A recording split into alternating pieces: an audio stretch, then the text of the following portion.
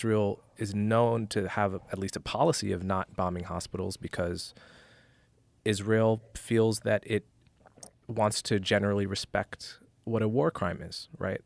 That's the policy, at least. So this went viral.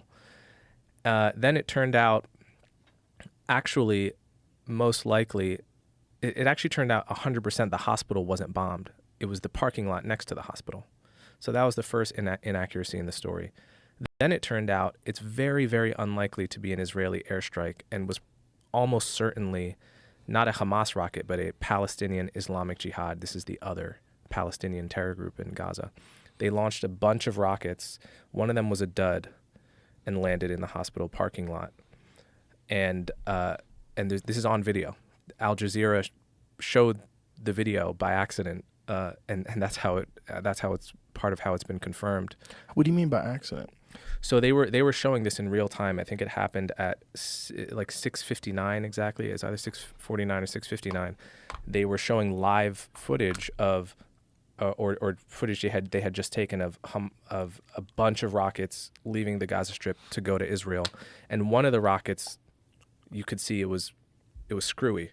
It kind of blew up, and then you see a big explosion in Gaza right at that time.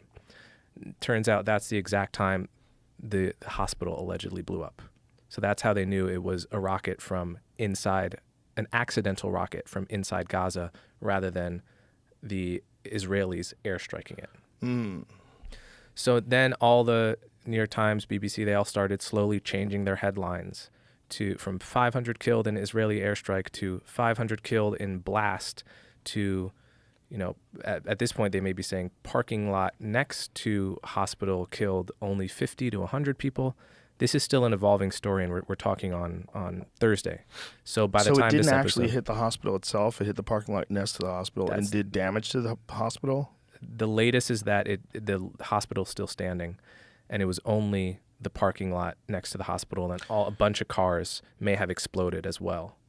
So that's the latest, because they have pictures now. The next day they took pictures, and the hospital's there. I thought they had photos of the hospital that was bombed out. The New York Times, when they reported it first, they showed a picture of a different place in Gaza that was destroyed by an Israeli airstrike, not the hospital.